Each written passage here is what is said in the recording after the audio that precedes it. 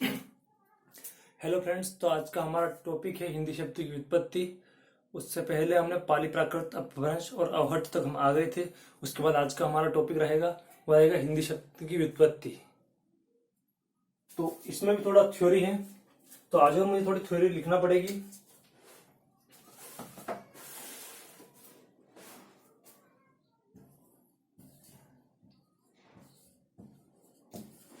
हिंदी शब्द की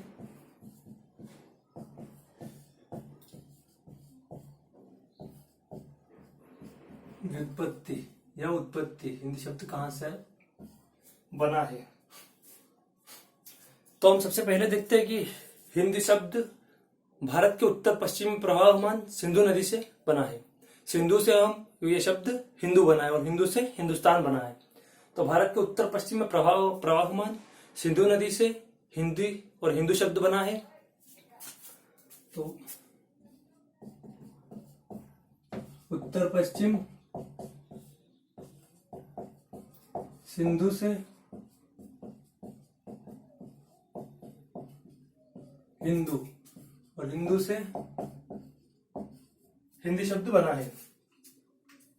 और अधिकांश विदेशी आक्रमणकारी और जो विदेशी लोगों ने जो जितने भी विदेशियों ने भारत पर आक्रमण किया, वो उत्तर पश्चिम सिंह द्वार से ही भारत में आए हैं। उत्तर और पश्चिम के क्षेत्र से ही वो भारत में आए हैं। उसकी लोकेशन हम देख सकते हैं, यहाँ से लगभग ये इस प्रकार से ये गुजरात और राजस्थान की बनती है।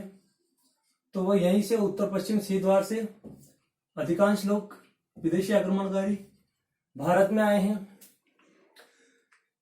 तो इसी कारण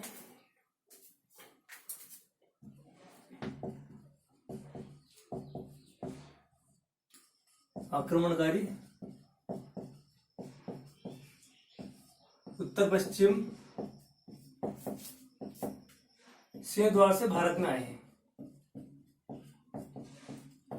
और ये उत्तर पश्चिम सिंह द्वार जो है, ये सिंधु नदी का क्षेत्र है यहाँ पर, क्योंकि यहाँ पर हम देखते हैं सिंधु नदी चलती है पैरेलल। तो सिंधु से ये शब्द हिंदू बना है।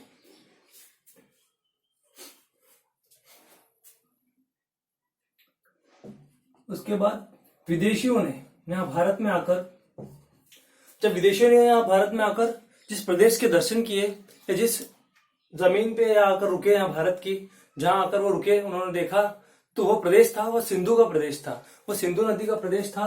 ये लगभग पूरा ही सिंधु नदी का प्रदेश था। और उस समय की बात करें तो उस समय पाकिस्तान भी एक भारतवर्ष के अखंड भारत के अंदर ही आता था। तो पाकिस्तान का समूचा क्षेत्र भी वो भारतवर्ष का ही था। तो उस समय जब विदेशी आक्रमणकारियों ने आकर उस स्थान को देखा, उस क्षेत्र को देखा, तो सिंधु का प्रदेश था।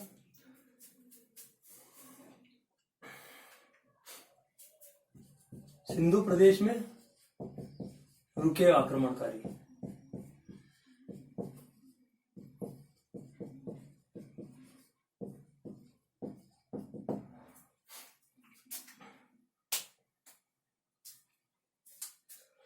और ईरान और फारस के साथ हम देखते हैं, ईरान और फारस के साथ भारत के प्राचीन काल से ही संबंध है। तो और प्राचीन काल से ही मतलब व्यापार व्यवसाय होता रहा है ईरान और फारस के साथ भारत का। तो ईरानी लोग हैं और जो फारसी लोग हैं, वो सिंधु नदी को हिंदू नाम से बुलाते थे। तो इस प्रकार से फारसी में अनुवाद करके सिंधु से हिंदू हो गया वो, और हिंदू से हिंदुस्तान हुआ है।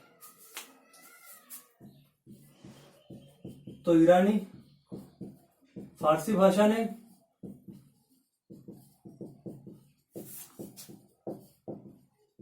सिंधु से हिंदी या हिंदू बनाया है। ठीक है, ईरानी फारस के साथ प्राचीन काल से संबंध थे और ईरानी सिंधु को हिंदू कहते थे।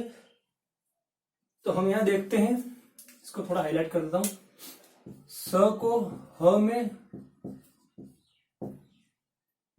और ध जो था धनुष का, ध को द में परिवर्तन हुआ। ठीक है, और ये जो परिवर्तन हुआ यह फारसी में हुआ है, फारसी में है ना। तो ईरान फारस के जो भाषा है, स का ह में परिवर्तन हुआ, ध का द में परिवर्तन हुआ और फारसी में परिवर्तन होकर सिंधु से हिंदू बन गया। और हिंदू से हम यहाँ पर आज हिंदी को पढ़ रहे हैं। और ये पहलवी, इनकी जो बोली है फारस की पहलवी जो भाषा बोली है इनकी, तो उसके अनुसार ध्वनि परिवर्तन हुआ है। शब्द को स को ह ये लिखते हैं और ध को द लिखते हैं, तो इनके वहां पर फारस की भाषा पहलवी देखते हैं। पहलवी के अनुसार ध्वनि परिवर्तन हुआ और ध्वनि परिवर्तन के कारण सिंधु का यह हिंदू हुआ है और आज हम हिंदुस्तान को पढ़ते हैं।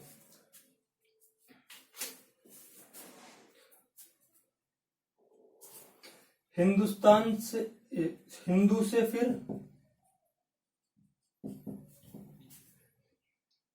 एक मिनट वापस हम देखते हैं, हिंदू से हिंद बना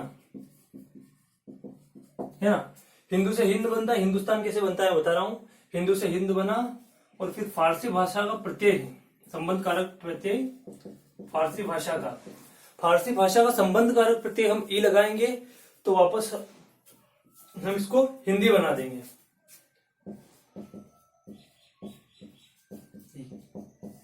ई जो है फारसी भाषा का संबंध कारक प्रत्यय लगाते हैं हम और हिंदू से वापस हम इसको हिंदी बना देते हैं।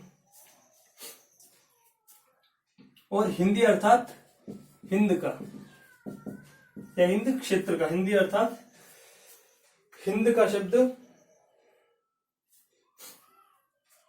और हिंद के निवासियों को, इस क्षेत्र हिंद क्षेत्र के, हिंदू क्षेत्र के निवासियों को हम हिंदू कहने लगे और हिंदू से हम हिंदुस्तान शब्द जो नाम है वो पड़ गया। तो इस प्रकार हम देखते हैं कि कैसे सिंधु क्षेत्र में लोग आए, सिंधु से वापस उन्होंने स को ह में, ध को द में परिवर्तित करके सिंधु से हिंदू बनाया, हिंदू से फिर हिंदी बना, हिंदी से कैसे हिंदुस्तान बना है। तो इस प्रकार हम देखते हैं कि हिंदी भाषा या हिंदी शब्द की व्युत्पत्ति कहां से हुई है। तो आज का जो हमारा मुख्य टॉपिक था हिंदी शब्द की व्युत्पत्ति, तो इसमें हमें देखना था कि हिंदी शब्द कहां से बना है, कैसे बना है, किन किन लोगों ने इसको नाम दिया है, वो लोग कहां से आए थे, कहां रुके थे, ये सब चीजें हमने इसमें देखी है। तो अगला जो वीडियो हमारा रहेगा उसमें रहेगा हिंदी शब्द का विकास। तो हमें अगले वीडियो में देखना है हिंदी शब्द का विकास, हिंदी शब्द का विकास होता है और किस प्रकार से होता है, उसमें आगे क्या क्या रहता है, किस प्रकार से भाषा धीरे धीरे संक्रमित होकर धीरे धीरे आगे बढ़ती है और किस प्रकार से आज की आधुनिक हिंदी बनती है, इस सब को हम अगले वीडियो में डिस्कस करेंगे।